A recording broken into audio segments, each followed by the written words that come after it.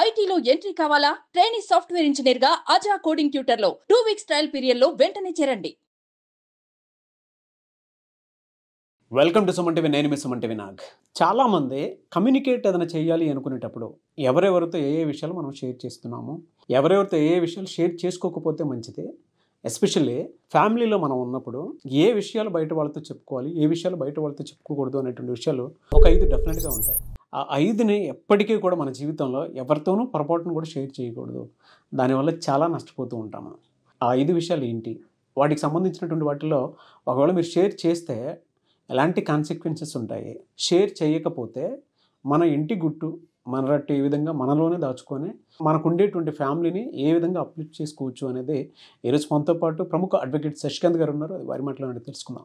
నమస్కారం సార్. నమస్తే సార్, ప్రతి ఒక్కరికి ఉంటుందండి, అంటే వీడియో పూర్తిగా చూడాలని చెప్పేసి నేను కోరుకుంటున్నాను. తెలియకుండా మన విషయాలు వేరే వాళ్ళకి షేర్ చేయడం వల్ల మన జీవితాల మీద ఇంపాక్ట్ వచ్చి నాశనం అయిపోతూ ఉంటాము. అంటే మన జీవితాన్ని మనమే కొనితీర్చుకొని వేరే వాళ్ళు చెప్పింది వినటము, మనం వేరే వాళ్ళకి షేర్ చేయటం వల్ల చాలా దెబ్బతింటాము. కాన్సిక్వెన్సెస్ డబుల్ ట్రిపుల్ ఉంటాయి. అవును.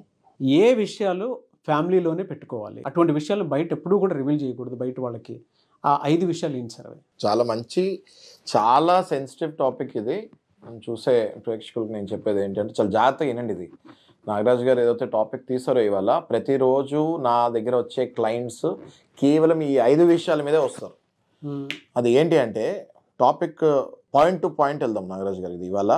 ఎందుకంటే ఇది చాలా డీప్గా మైక్రో లెవెల్గా మనం దీని మీద అధ్యయనం చేస్తాం కాబట్టి జనాలకు బాగా అర్థమయ్యేటట్టు చెప్తాం. ఇది నంబర్ 1, మనము ఫ్రెండ్స్ అని అంటూ ఉంటాము. ఫ్రెండ్స్ దగ్గర ఏది పడితే అది మాట్లాడేస్తూ ఉంటాం. ఫస్ట్ ప్రాబ్లం మనకు స్టార్ట్ అయ్యేదే ఫ్రెండ్స్ దగ్గర నుంచి. మీరు ఏమైనా అనుకోండి, చూసేవాళ్ళు కొంతమంది తిట్టుకోవచ్చు, మెచ్చుకోవచ్చు, అవన్నీ పక్కన పెట్టేసి సమాజంలో జరిగే విషయాలు మనం డిస్కస్ చేసుకుంటాం. ఎప్పుడైతే మీరు బాగా నాకు క్లోజ్ ఫ్రెండ్ అని చెప్పి బాగా క్లోజ్ విషయాలు మీరు చెప్పేస్తాం జరుగుతుందో ఒక రకంగా మీరు అష్టదిగ్బంధం అయిపోయినట్టే.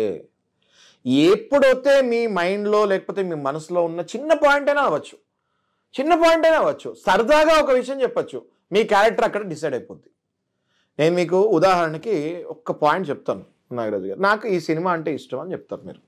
ఏ సినిమానే కానివ్వండి, అది నాకు ఈ సినిమా అంటే ఇష్టం అని చెప్పి మీరు ఒక ఫ్రెండ్కి చెప్తారు. ఓకే, ఆ ఫ్రెండ్ ఆ సినిమాలో ఏదైనా ఒక నెగిటివ్ కంటెంట్ తీసి మీ క్యారెక్టర్ అసాసినేషన్ స్టార్ట్ అవుతుంది. You got my point? అంటే ఈ సినిమా అంటే ఇష్టం అనగానే అందులోంచి ఏదైనా ఒక నెగిటివ్ పాయింట్ తీసేసి వీడు ఇంతే అని చెప్పి ఇంకా బయట స్ప్రెడ్ అవుతూ జరుగుతూ ఉంటుంది. క్యారెక్టర్ అసాసినేషన్ అయిపోద్ది. అది నేను మీకు ఉదాహరణకే ఒక సినిమా తీసుకున్నాను. కానీ అదే మీ ఫ్రెండ్ తోటి ఏదైనా విషయము సరదాగా నవ్వుకుంటూ మీరు చెప్పారనుకోండి, అరే ఈ అమ్మాయి భలే ఉందిరా అని బై మిస్టేక్ మీరు చెప్పారనుకోండి, అసలు మీకు ఎప్పుడు కూడా ఏ అమ్మాయిని కూడా మీరు ఆ దృష్టిలో చూసుండరు. కానీ మీరు సరదాగా ఈ అమ్మాయి భలే ఉందిరా అని చెప్పేసరికి ఆ అబ్బాయే బేసిక్గా ఉమెనైజర్ అయి ఉండొచ్చు. కాబట్టి వాడు అలా అండర్స్టాండ్ చేసుకొని ఉండొచ్చు. కాబట్టి వాడు మిమ్మల్ని ఉమెనైజర్ అని చెప్పి బయట పబ్లిసిటీ చేసే ఛాన్సెస్ చాలా ఎక్కువ ఉంది నాగరాజు గారు. ఎందుకంటే మన మైండ్ పవిత్రంగా, మన మనసు పవిత్రంగా ఉన్నప్పుడు మనం ఎవరైనా అందమైన అమ్మాయి కనిపించినప్పుడు ఈ అమ్మాయి అందంగా ఉంది అని చెప్తాం. వీడేం చేస్తాడు, పక్కనోడు ఉమెనైజర్ ఉంటాడు కాబట్టి అరే వీడు చాలా ఉమెనైజర్, వీడు ఏ అమ్మాయిని చూసినా కూడా ఇలా మాట్లాడతాడు అని చెప్పి మీ క్యారెక్టర్ని అసాసినేట్ చేస్తాం మొదలు పెడతాడు. అది కూడా అమ్మాయిల దగ్గరే చెప్తాడు. ఎందుకంటే వాడు ఆ అమ్మాయిల దగ్గర ఇంప్రెషన్ తీసుకోవాలని ట్రై చేస్తాడు. మీకు అర్థమవుతుంది కదా నాగరాజు? ఇలాగే అరే నాకు ఇది కొనుక్కోవాలని ఉంది కానీ నా దగ్గర అంత డబ్బు లేదు అని మీరు ఒక విషయం చెప్తారు. అరే వీడు అడుక్కునేవాడు, వీడికి ఆ స్తోమత లేదు కానీ వీడికి అది కొనుక్కోవాలని ఉందంట. వీడు నా బాల్యమిత్రుడు, నా బెస్ట్ ఫ్రెండ్ అని చెప్పి మనసులో ఒక మాట, నాకు BMW కారు కొనుక్కోవాలంది కానీ దగ్గర అంత డబ్బులు లేవు అని చెప్తాడు. అరే నువ్వు కొనుక్కోవచ్చురా, రేపు పొద్దున్న నువ్వు కష్టపడి సంపాదించు, అది కొనుక్కోవచ్చు అని నీ మిత్రుడు, సరైన మిత్రుడు ఉంటే అది చెప్పాలి. వీడు అలా చెప్పడు. వీడు వెళ్ళి ఏం చెప్తాడు బయట, వీడికి తినడానికి డబ్బులు లేవు కానీ వీడికి BMW కారు కొనుక్కోవాలని ఉందంట. అంటే వీడికి అత్యాశ, వీడికి దురాశ అని నీ క్యారెక్టర్ని మళ్ళీ అసాసినేట్ చేస్తే మొదలు పెడతారు. ఇదంతా నేను రోజు చూసే కార్యక్రమాలే అండి నాగరాజు గారు. నేనే కాదు, చూస్తే చాలా మందికి అర్థమవుతుంటుంది ఇది జరుగుతుందా లేదా అనేది. కింద మీరు కమెంట్స్ పెట్టండి, we want to see that. So అందుకని నేను అనేది ఏంటి అంటే నాగరాజు గారు, ఇట్లాంటి విషయాలు కేవలం ఇంట్లో వాళ్ళతోనే షేర్ చేసుకోవాలి మీరు. ఇంట్లో వాళ్ళు అనగానే ఏంటి, దాని అర్థం ఏంటి, మీ తోడబుట్టిన వాళ్ళు, లేకపోతే మీ తల్లో మీ తండ్రో, అంతే. ఇమ్మీడియట్ ఫ్యామిలీ మెంబర్స్ అంటున్నాను, న్యాచురల్ ఫ్యామిలీ మెంబర్స్ అంటున్నాను నేను. ఓకే, ఆ తర్వాత మ్యారేజ్ అవుతే డెఫినెట్గా భార్య. ఓకే, సో ఇప్పుడు మనం ఫస్ట్ పాయింట్ తీసుకుందాము నాగరాజు గారు. చాలా ఇంపార్టెంట్ పాయింట్. ఫస్ట్ పాయింట్ ఏదైతే మీరు బయట షేర్ చేసుకోకూడదో నేను మీకు చెప్తున్నాను. మీ ఫైనాన్షియల్ ఇష్యూస్ ఇందాక మనం ఉదాహరణకు తీసుకున్నాం. నాకు BMW కారు కొనాలని డబ్బులు లేవు, రైట్? అది నీ గోల్, అది నీ ఫైనాన్షియల్ ఇష్యూస్ అందులో నుంచి స్టార్ట్ అవుతాయి. నీకేదో ప్రాబ్లం వచ్చింది, నీకు అప్పులు ఉన్నాయి, 10 లక్షలు అప్పు ఉంది. ఓకే, ఈ 10 లక్షల అప్పు ఉంది, నీకు లోపల టెన్షన్ ఉంది. ఈ విషయం నువ్వు ఎవరు చెప్తారు? సహజంగా నాగరాజు గారు ఈ విషయాలు ఏం చేస్తారు తెలుసా? జనాలు భార్యకి చెప్పరు, తల్లికి చెప్పరు, తండ్రికి చెప్పరు, తమ్ముడికి అస్సలు చెప్పరు, సిస్టర్కి అస్సలు చెప్పరు. వెళ్ళి ఎవరికి చెప్తారు తెలుసా? ఈయన బెస్ట్ ఫ్రెండ్ అనుకునే ఒక వ్యక్తికి చెప్తాడు.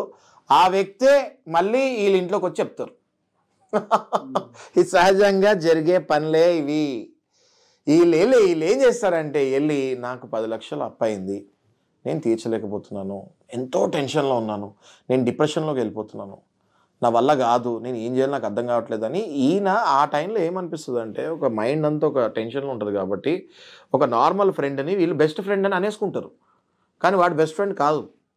వెళ్ళి ఆ ఫ్రెండ్కి చెప్తాం జరుగుతుంది. నువ్వు ఇంట్లో చెప్పావా అని అడుగుతాడు ఆయన. ఫస్ట్ క్వశ్చన్, నేను ఎవరికి చెప్పలేదు అని అనగానే వీడికి ఇప్పుడు ఆ ఇన్నోడికి ఏంటి దురద? ఈ ఇంట్లో చెప్పలేదు, ఈ ఇంట్లో చెప్తే ఇప్పుడు ఎట్లా రియాక్ట్ అవుతారు వాళ్ళు, కాబట్టి ఆ ఇంట్లో చెప్పాలి అని వెళ్ళి ఈ మూడో వ్యక్తి వెళ్ళి ఇంట్లో చెప్తాడు నాగరాజు గారు. మూడో వ్యక్తి ఇంట్లో చెప్పినప్పుడు ఏం జరుగుతుందంటే, అయ్యో ఇన్ని కష్టాలు నాకు చెప్పకుండా అవతలోడికి చెప్పావే అని ఇంట్లో వాళ్ళకి ఈగో హట్ అవుద్ది. అవునా కదా? అవును.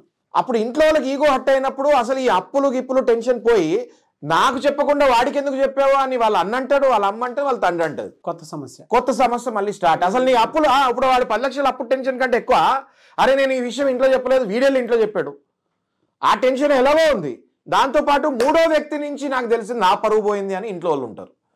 దయచేసి మీరు ఇట్లాంటి సమస్యలు ఉన్నప్పుడు, ఫైనాన్షియల్ సమస్యలు ఉన్నప్పుడు మీరు వెంటనే అది ఒకవేళ ఎవరికైనా వ్యక్తపరచాలి అంటే మొట్టమొదటిగా చెప్పాల్సిన వ్యక్తులు మీ ఇంట్లో నీ తోడబొట్టిన వాళ్ళో, లేకపోతే నీ భార్యనో, లేకపోతే నీ తల్లో తండ్రో. వాళ్ళు తీరుస్తారా తీర్చరా అనవసరం నాగరాజు గారు. అది చెప్తే ఇప్పుడు చాలామంది అనుకోవచ్చు, నేను చెప్తే వాళ్ళ ఇంట్లో వాళ్ళు తీరుస్తారా, వాళ్ళకి కొత్త టెన్షన్ పెట్టినట్టు కదా అవుతుంది కదా అని.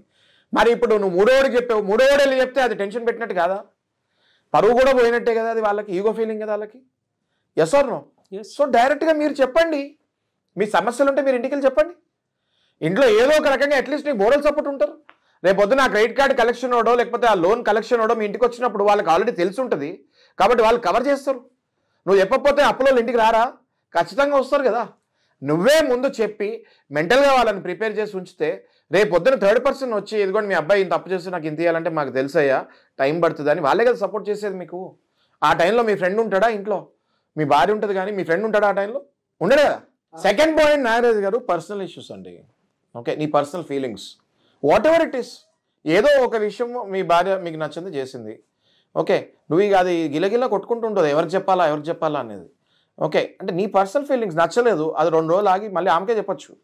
అదే విషయం కనుక నువ్వు ఆ టైంలో క్యారీ చేసి ఎవరైనా నీ ఫ్రెండ్కి చెప్తే జీవితాంతం నువ్వు ఒక లీక్ ఇచ్చినట్టే కదా. అది ఒక లీక్ ఇచ్చేసినట్టే కదా. అది రేపు పొద్దున ఏ ఇష్యూ వచ్చినా కూడా ఇదిగో అప్పుడు నాకు ఈ పాయింట్ చెప్పాడు, వీళ్ళిద్దరికీ ఆ ఇష్యూ ఉంది అని చెప్తారండి, ఖచ్చితంగా చెప్పుకుంటారు అది.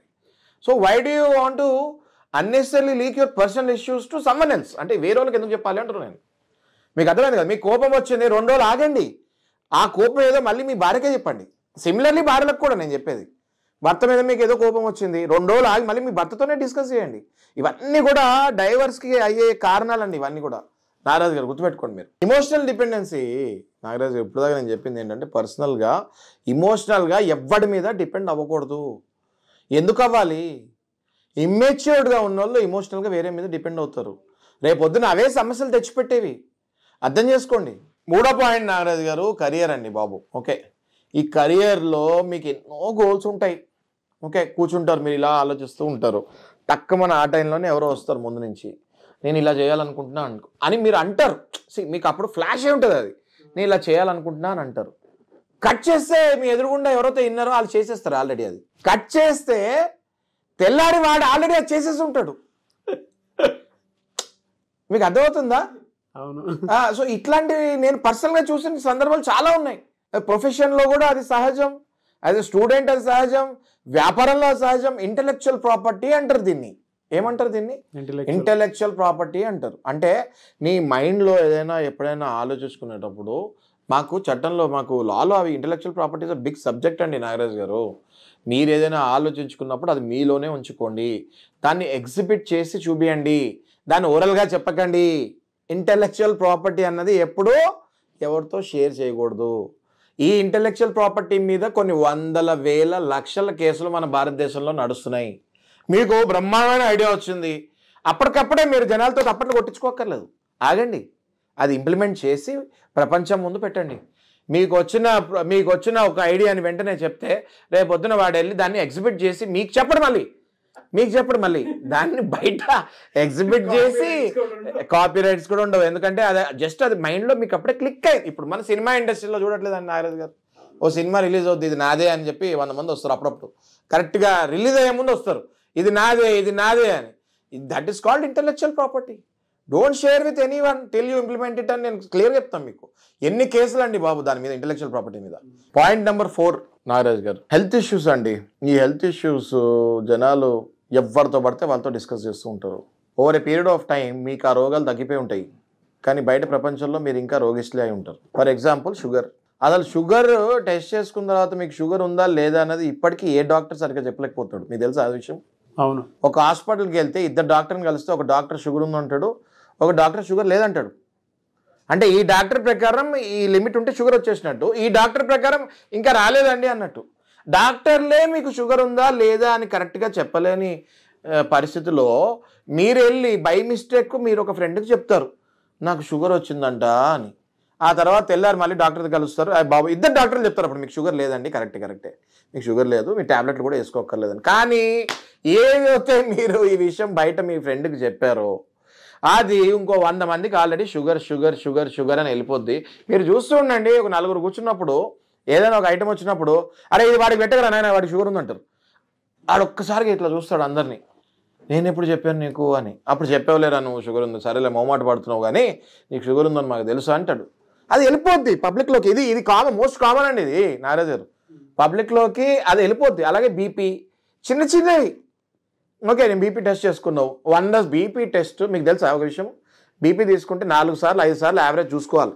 అది నీకు బీపీ ఉందా లేదా అన్నది చెక్ చేసుకుంటానికి 5 సార్లు చెక్ చేసుకోవాలి. పక్కనోడి చెప్తే ఆ మిషన్కే తెలియదు నీకు బీపీ ఉందా లేదా, ఆ మిషన్కే తెలీదు.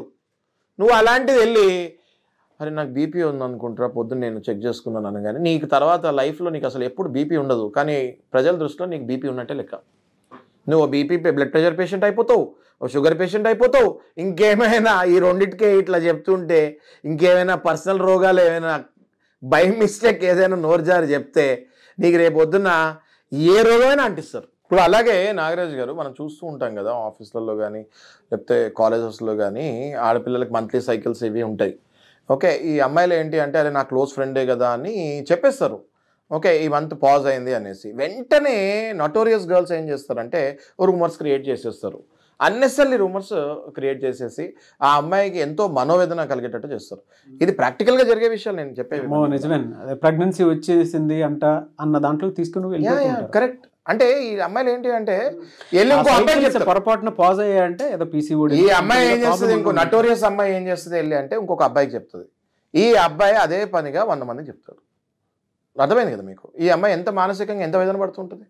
దయచేసి your personal issues don't share with any one except your family members అని నా రిక్వెస్ట్. అది నాగరాజు గారు 5వ పాయింట్ అండి, చాలా సెన్సిటివ్ పాయింట్ అండ్ చాలా ఇంపార్టెంట్ పాయింట్ ఇది. ఓకే ఇంటి గుట్టు చాలా జాగ్రత్తగా ఉంచాలి. మనం పాత కాలం నుంచి చూస్తున్నాము, రావణాసుడు తమ్ముడు విభీషణుడు ఎప్పుడైతే వెళ్ళి అటు సైడ్ చెప్పాడో దాంతో రావణాసుడు స్టోరీ ఎండ్ అయిపోయింది. Yes or no? ఇంటి గుట్టు ఎప్పుడు కూడా ఎవరికి చెప్పకూడదు. మీ తండ్రితో మీకు ఇష్యూస్ ఉండొచ్చు, మదర్తో అప్పుడప్పుడు గొడవ పడవచ్చు, నువ్వు భార్యతో గొడవ పడవచ్చు, సొంత అన్నతో గొడవ పడవచ్చు, చెల్లితో గొడవ పడవచ్చు, మళ్ళీ మీరు కలిసిపోతారు. కానీ సమాజం దృష్టిలో ఈ 2 అన్నదమ్ములకి అసలు పడదంటారా, వీడు అసలు వాళ్ళ అమ్మతోనే సరిగ్గా మాట్లాడంటారా, ఇంట్లో నా తండ్రి కొడుకులు అసలు ఒకరి ముఖాలు ఒకరు చూడరంట. అంటే ఏంటి, ఏదో ఒక్కరోజు నీ తండ్రితో నీకు ఏదైనా విభేదం వచ్చి నువ్వు బయటకు వచ్చి చెప్తే ఆ తండ్రికి నీకు జీవితాంతం గొడవలే అని చెప్పి బయట నీకు డిఫేమ్. అంటే ఎంత దారుణంగా ఉంటుంది నాగరాజు గారు. సమాజంలో ఇప్పుడు మనం ఇంట్లో ఏదో చిన్న ఒక మాట అనుకుంటాము, అనుకోగానే వెంటనే ఎవరైనా ఫ్రెండ్ కలుస్తాడు, అరే మా డాడీకి చెప్తే అర్థం కాదురా బాబు, నేను చెప్పాను ఆయన ఎప్పుడు ఇంతే అర్థం చేసుకోవడానికి, ఆ పాయింట్ పట్టేసుకుంటాడు వీడు. అర్థమైందా? అసలు వీడి తండ్రికి అసలు ఇప్పుడు జీవితంలో ఎప్పుడు పడదంటారా, అసలు మొఖాలు చూసుకోరంటే ఎప్పుడు, నీకు తెలుసా ఆ విషయం అంటారు. ఈ టాపిక్ ఇంకా ఎక్కడి వరకు వెళ్ళిపోతుందంటే అసలు ఫేస్బుక్లో సోషల్ మీడియాలో కొంతమంది పెట్టేస్తున్నా కూడా ఆశ్చర్యపడరు. ఇప్పుడు సోషల్ మీడియా అబ్యూస్మెంట్ యాక్ట్ అని ఒకటి రాబోతుంది. ఓకే, సోషల్ మీడియాలో పెట్టేస్తే మీరు ఆశ్చర్యపడక్కర్లేదు, అంత ఫాస్ట్గా అంత వేగంగా వెళ్ళిపోతుంటుంది. ఒక చెల్లి ఒక అన్న ఏదో ఒక విషయం మీద చిన్న డిస్టర్బెన్స్ వస్తుంది. ఆ అబ్బాయి వెళ్ళి ఎంతో బెస్ట్ ఫ్రెండ్ అయిన ఒక క్లోజ్ ఫ్రెండ్కి చెప్తాడు, అరే ఎంత చెప్పినా వినట్లేదు మా చెల్లి అని ఒక సరదాగా ఒక విషయం చెప్తాడు ఒక అబ్బాయికి. ఇక ఆ అబ్బాయి పట్టుకొని వీళ్ళ చెల్లి ఇట్లా అంట, వీళ్ళ చెల్లి అట్లా అంట, వీళ్ళ అక్క ఇట్లా అంట, వీళ్ళ అక్క అట్లా అంట అని చెప్పేసి నీ చెల్లి నీ సొంత తోడబుట్టిన విషయాలు నువ్వే బయట పెట్టుకుంటున్నావు అంటున్నావు నేను. అదే విషయం నువ్వు మీ చెల్లికి జరిగిన విషయం నీ అన్నకి చెప్పు, బయటకు వెళ్తుందా? అది నీ కాంపౌండ్ దాటుతుందా? దాటదు. That is blood relation. మీకు అర్థమవుతుంది కదా, that is called blood relation. ఇది అర్థం చేసుకోండి. బ్లడ్ రిలేషన్ తర్వాత ఏ రిలేషన్ అయినా మీరు దయచేసి అర్థం చేసుకోండి. సార్ అంటే మీరు చెప్పిన 5 పాయింట్స్ డెఫినెట్గా ఎవరు కూడా ఎవరి జీవితాల్లో షేర్ చేసుకోకుండా ఉండాలని ప్లాన్ చేసుకుంటారు. బట్ ఇప్పటి వరకు వీడియో చూడకుండా, అంటే వీడియో ఇప్పటి వరకు రాలేదు, సడన్గా వీడియో చూసిన తర్వాత అరే నేను తప్పు చేశానే అనుకునేటువంటి డ్రామాలో ఉండి జీవితాన్ని మళ్ళీ రీకరెక్ట్ చేసుకుందాం అనుకునేటువంటి వాళ్ళు ఉంటారు. వాళ్ళకి ఎలా అంటే ఎక్స్ట్రీమ్కి వెళ్ళిపోయి ఉంటారు కదా, వాళ్ళు దీన్ని ఎలా టాలరేట్ చేసి. నాగరాజ్ గారు, మీరు ఏదైతే ఈ అవేర్నెస్ క్రియేట్ చేస్తున్నారో I first appreciate you very much. ఎందుకంటే ఇట్లాంటి విషయాలు జనరల్గా డిస్కస్ చేసుకోరు ఈ కమర్షియల్ కాలంలో. ఇట్లాంటి విషయాలు ఇంత దీర్ఘంగా డిస్కషన్ ఎవరు పెట్టరు. ఫస్ట్ మిమ్మల్ని అప్రిషియేట్ చేస్తూ నేనేమంటున్నా అంటే, ఇట్లాంటి ఇబ్బందులు పడే వాళ్ళకి మనుషులు మారరు అనే ఒక సామెత ఉంది, మనుషులు మారుతారు అని నేను అంటున్నాను. కౌన్సిలింగ్ ఇచ్చిన తర్వాత ఎంతోమంది మనుషులు మారారు, ఎన్నో విషయాల నుంచి ఉపసంహరించుకున్నారు, ఎన్నో వాళ్ళ మైండ్లో ఫిక్స్ అయిన టాపిక్స్ని డిలీట్ చేసుకున్నారు. సో ఇట్లాంటి ఇబ్బందులు పడే వాళ్ళని తప్పకుండా మనం పార్ట్ 2లో, మనకు సమయం తక్కువగా ఉంది కాబట్టి పార్ట్ 2లో మనం డిస్కస్ చేద్దాము. వీటిని ఆన్లైన్ కౌన్సిలింగ్ ద్వారా మనం అసలు వాళ్ళు వచ్చి కలవక్కర్లే కూడా, జస్ట్ మన ఎపిసోడ్ చూస్తే చాలు వాళ్ళు చేంజ్ అయిపోతారు. లేదంటే ఆన్లైన్ కౌన్సిలింగ్ త్రూ తీసుకోవచ్చు, ఎక్స్ట్రీమ్ అయితే మాత్రం. లేదంటే ఆన్లైన్ కౌన్సిలింగ్ తీసుకోవచ్చు తప్పకుండా. మన ఎపిసోడ్ చూస్తేనే చేంజ్ అయిపోతారు నాగరాజ్ గారు, నేను చెప్తున్నా కదా మీకు. చూద్దామండి ఏ విధంగా ఉంటుంది. Anyways thank you so much Shashikant గారు. Thank you Nagaraj.